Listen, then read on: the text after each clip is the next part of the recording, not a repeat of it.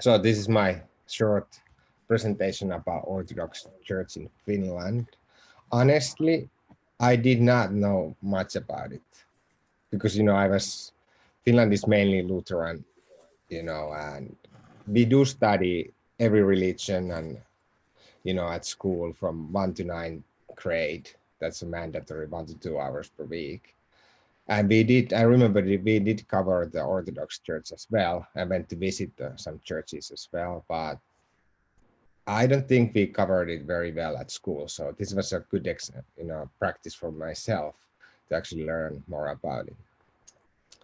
So at the beginning, I think the Orthodox Church was the first church that actually came to Finland in the 12th century. And at the same time, also the Catholicism came from the West. So Orthodox came from the East, Catholicism came from the West by the Swedish, because on that time we were kind of part of the Swedish kingdom. And Finland was also one of the latest countries to actually convert to Christianity. Because before that we had our own own religions, more like nature related, than people were. It was more like little tribes all over the country. And then the Orthodox and the Catholicism came. Then there was a big clash between Catholicism and Orthodoxy, like everywhere else in the world. So I think on that time, Russia wasn't called as Russia, it was called like Novgorod. It was it was a big chunk of Russia, not the same amount, but this is right now. And they were the force that actually were bringing the Orthodoxy to Finland. And it was mainly big in Karelia. That's kind of like Karelia is called the area in Finland that we lost during the world wars. So actually my dad's side is from Karelia. They are all dark featured and they look different than me because my mom is more from the Swedish side. So that's why I don't look very dark. So Karelia was definitely ceded to Novgorod and Orthodox in the 13th century. Then there was some religious wars. The 17th century was a period of religious fanaticism and many religious wars, as the newly emergent Protestant countries fought against countries that remain Catholic or Orthodox. So right now, Finland is mainly Protestant, and there was a big clash between that, the Catholicism, Protestant, and Orthodox. So they were all fighting about that. And the Karelians didn't really identify themselves as Finns either. They wanted to keep by themselves. They had pretty much their own language as well over there. And the Finns, they called the Swedish. So it wasn't very, I don't think it was very pleasant time during that time. And then also the Lutheran State Church of Sweden tried to convert Orthodox population to Lutheranism. And a big part of the Orthodox Christians, they all went back to Karelia to stay there. Yeah, like you can see over here. But only to know, however, in the remoter areas of Eastern Finland and Karelia, like Ilomantsi, the Eastern Orthodox Christianity survived. But besides of that, pretty much everything they just flew away, left the country. Then, sorry, can I, Mikael? Yeah. You had a comment there on the previous slide. In the last paragraph, the Lutheran State Church of Sweden tried to convert the Orthodox population. They were not allowed to obtain priests from Russia, which meant in the long run that they did not have priests at all. This is a strategy that the Turks have adopted to suffocate, to kill the Orthodox presence in Constantinople, in Turkey, if you wish, what is today. That was in the past Orthodox territory. So by cutting the blood of the church, no, they cannot have clergy, bishops. Yeah, exactly. It's a little hard then to, yeah. Yeah. That's how it was back in the days. But nowadays things are better. You guys will see soon. Then reunion with the Russian Orthodox Church.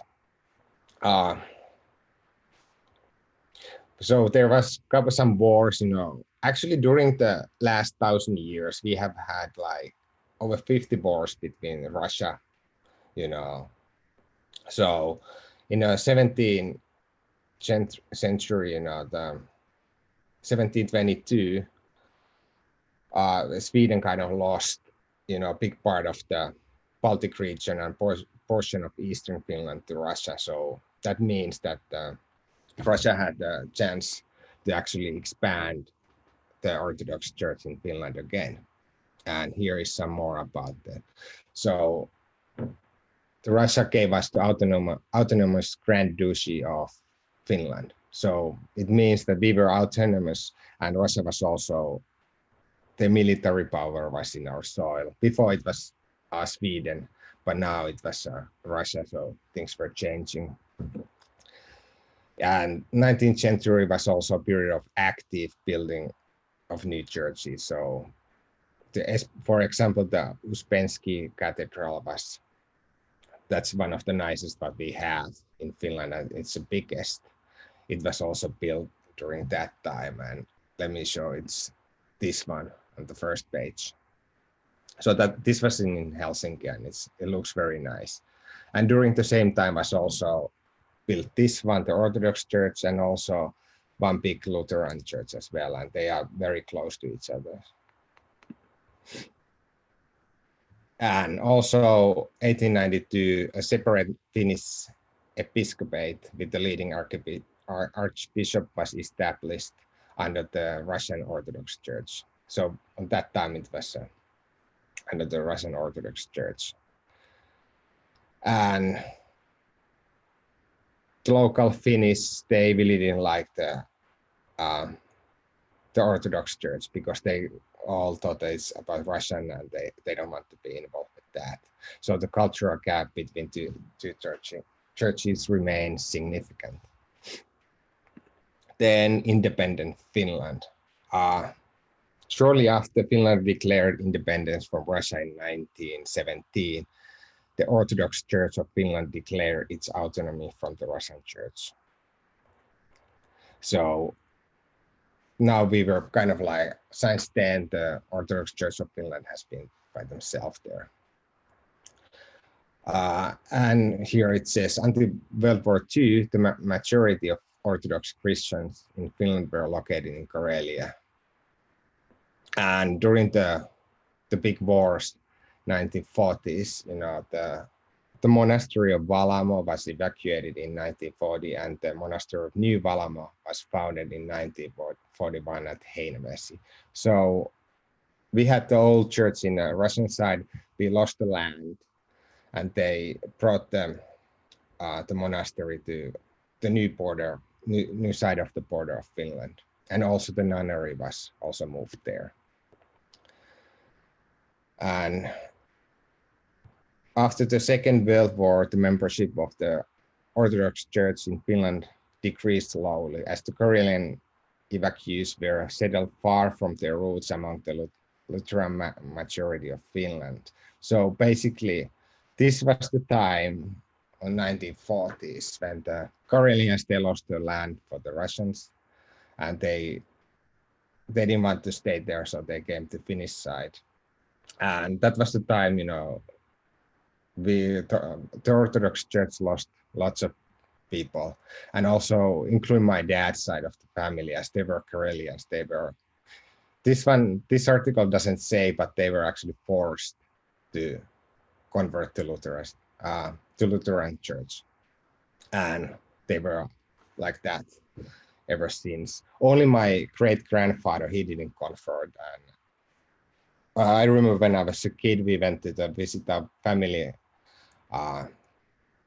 graveyard in back home, and all my family was under the side of the Lutheran church, but only my great grandfather, he was kind of an abandoned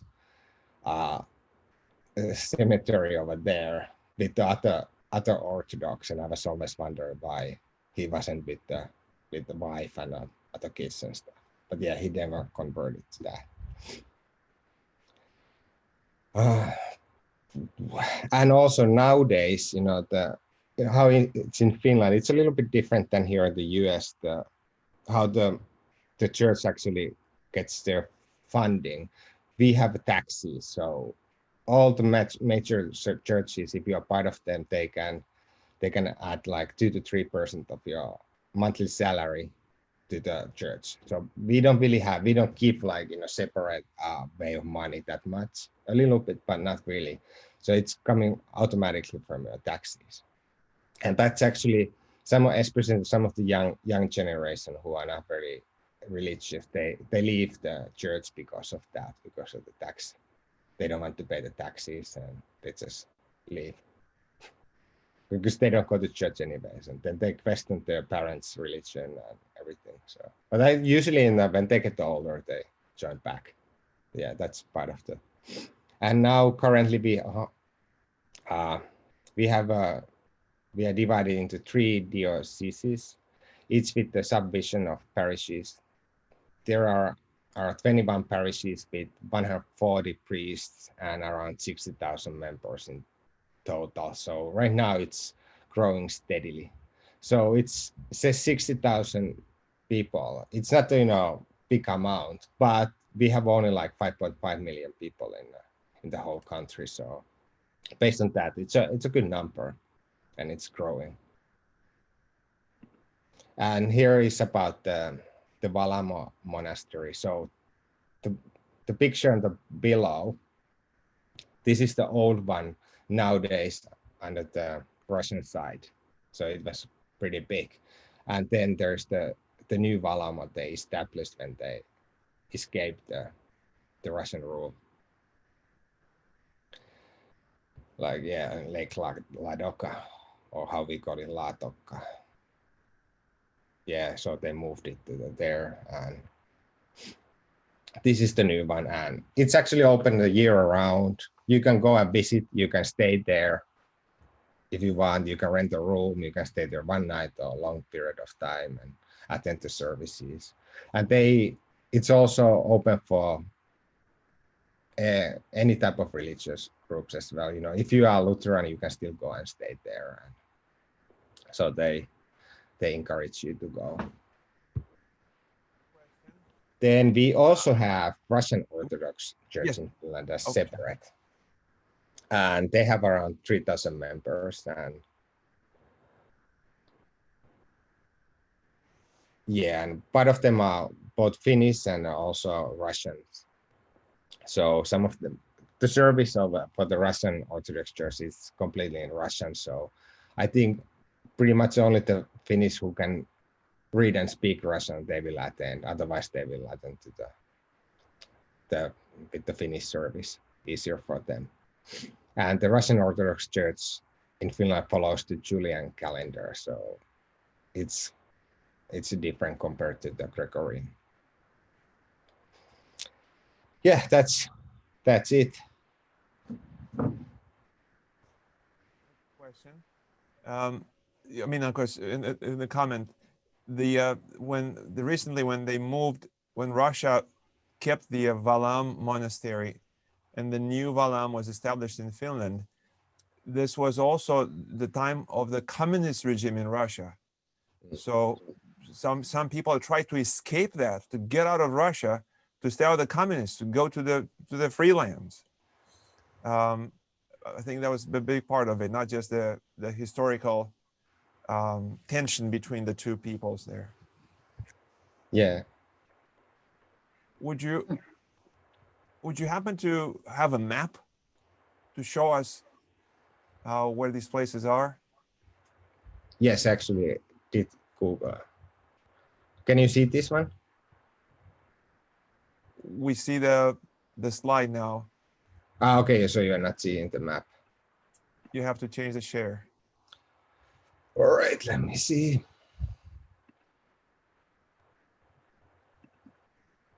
While you're As looking we- for the map, is the church in Finland autocephalous? Do they have, is it archbishop or what's the hierarchy? I think the Orthodox Church in Finland, it's related to the Constantinople. We have our own bishops there. I know the main guy is Leo.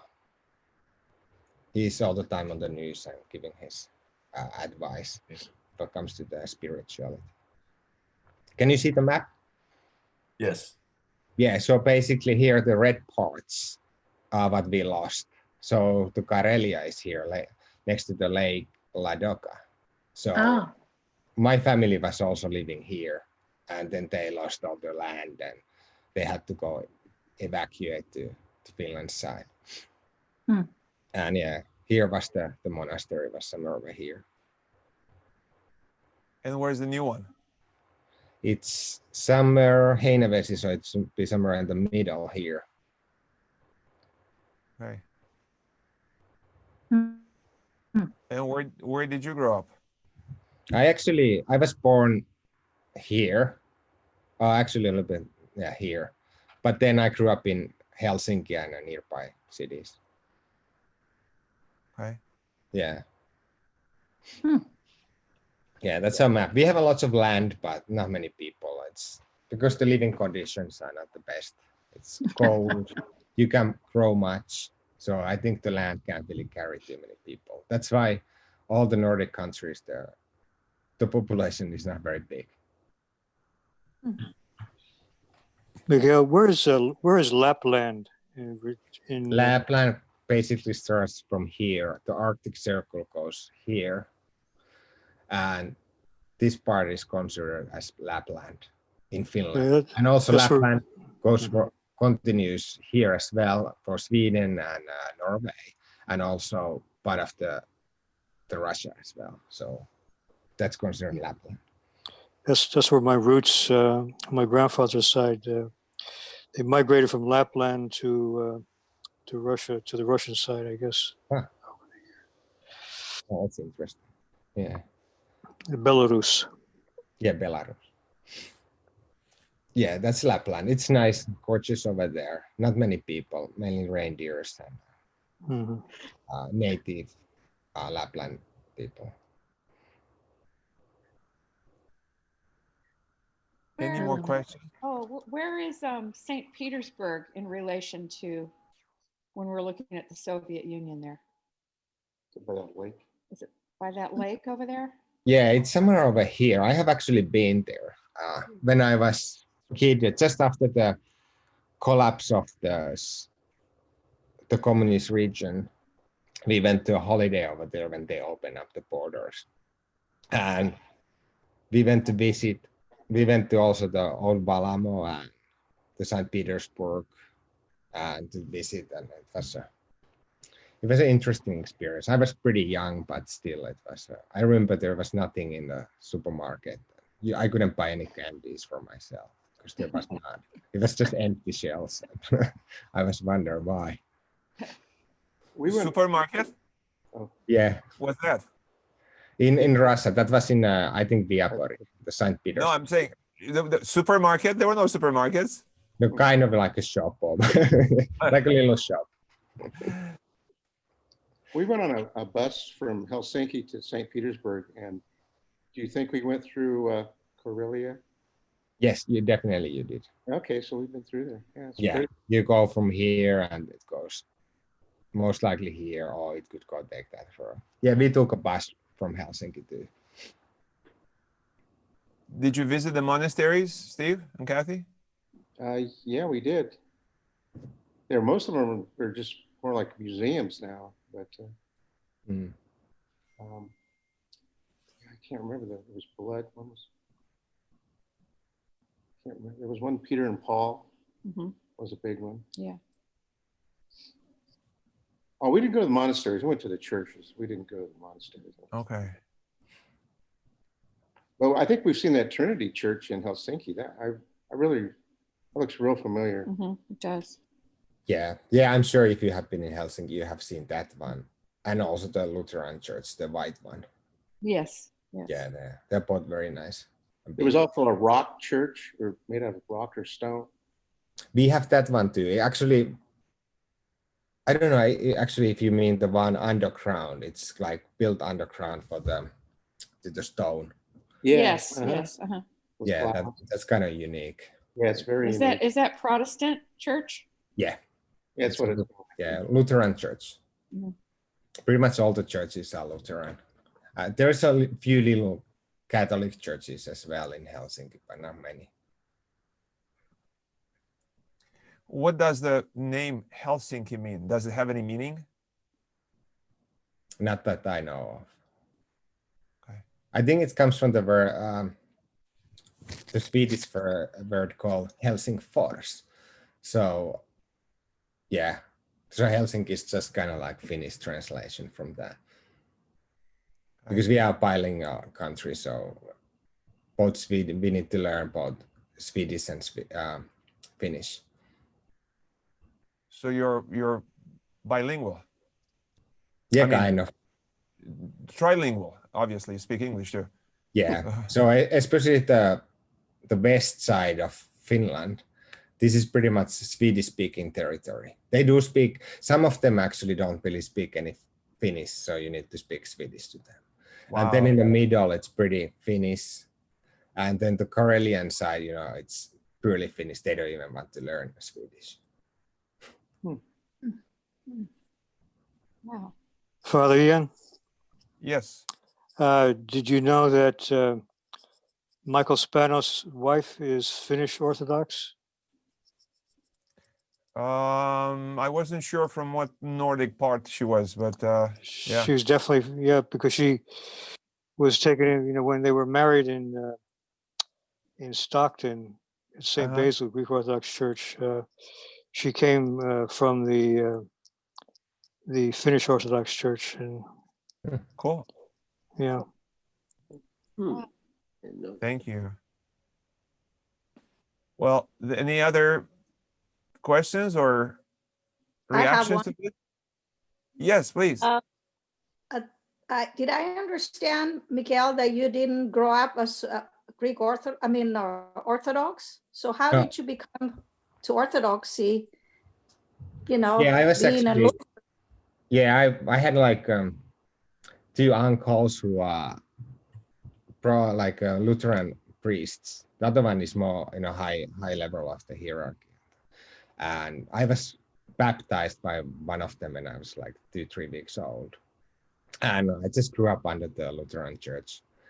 And then, like I mentioned earlier about the taxis, when I moved to Hong Kong, 2008, after I finished my school, my university, and I was kind of like partially paying, when I was making money over there, I was paying taxes in Finland as well, and I didn't want to pay taxes to the church either, because I wasn't really any part of it.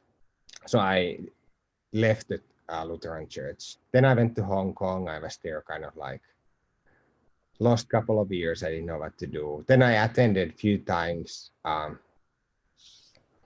to the Orthodox church in Hong Kong, both the Russian and also the Greek one. In Hong Kong. Yeah. Wow. That's where Metropolitan Nikitas had been there. He had just left, come to the United States, I think in 2007.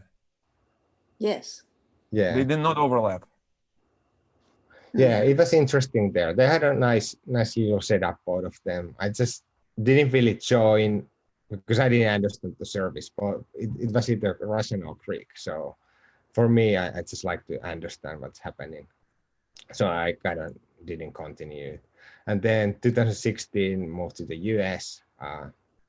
I didn't really attend to any church. And then again, like less than 2 months ago, I started being interested in Orthodox again, because that feels the best for me.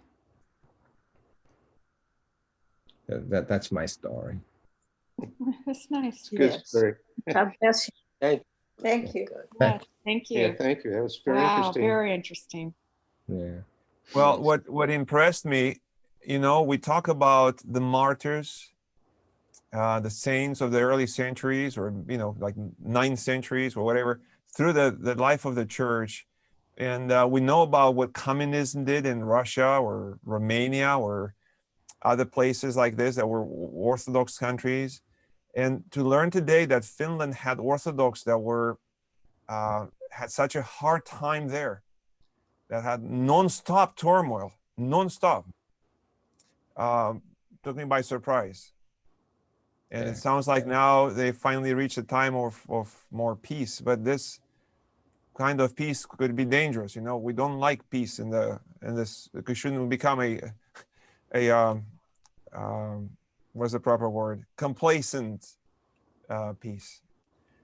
So there's more to research there. I'm sure there's a Finnish Synaxarion, a book of the saints of that part of the world, maybe Swedish or Finnish, whatever land, whoever was in charge back then.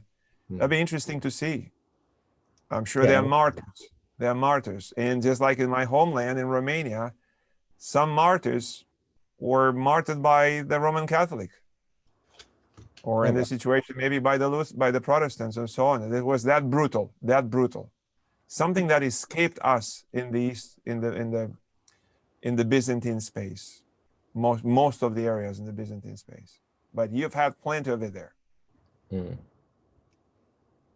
Yeah, I was also surprised how much turmoil and, you know, there was about the Orthodox Church. I wasn't aware of that at all.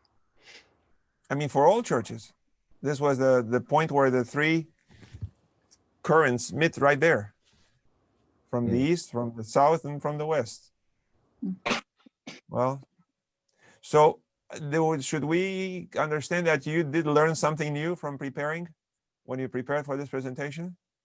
Yeah, I learned a lot.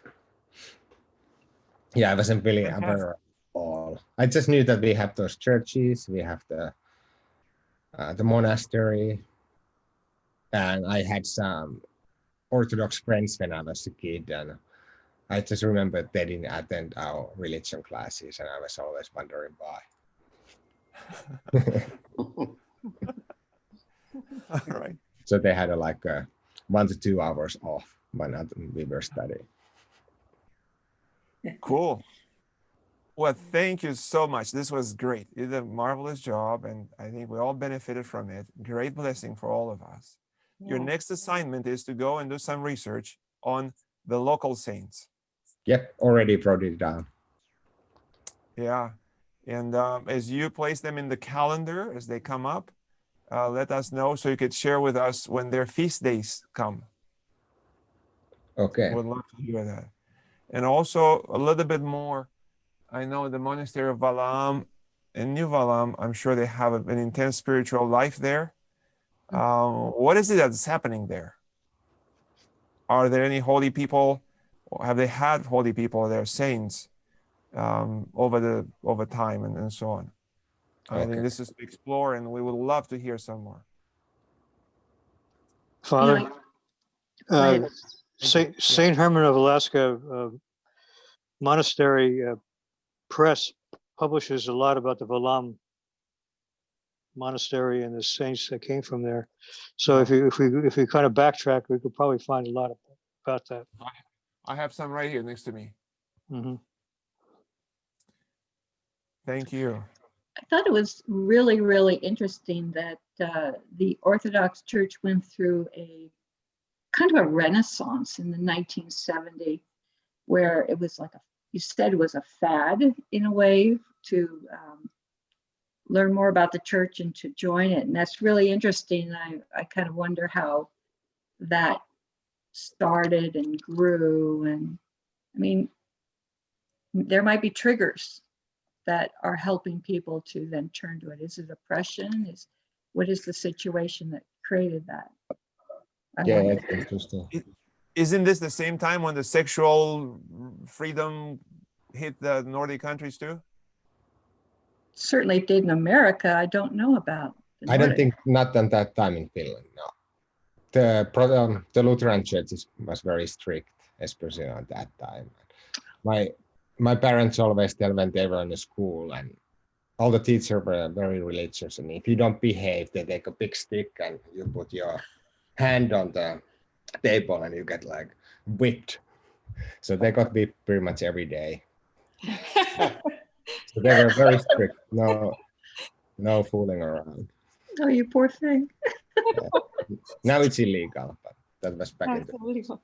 that's all because the Lutheran church, they were very strict, and everything was you need to work hard 6 days a week, no rest, and then the Sunday you rest. Well, slowly but surely, all the good things are becoming forbidden. Yeah. As a young father, you probably get to value these forbidden fruits, Yeah. like the Wow. apple Thank for Adam and you. Eve. Okay, we're going to end the recording here. We thank Mikael for the presentation, all of you who attend.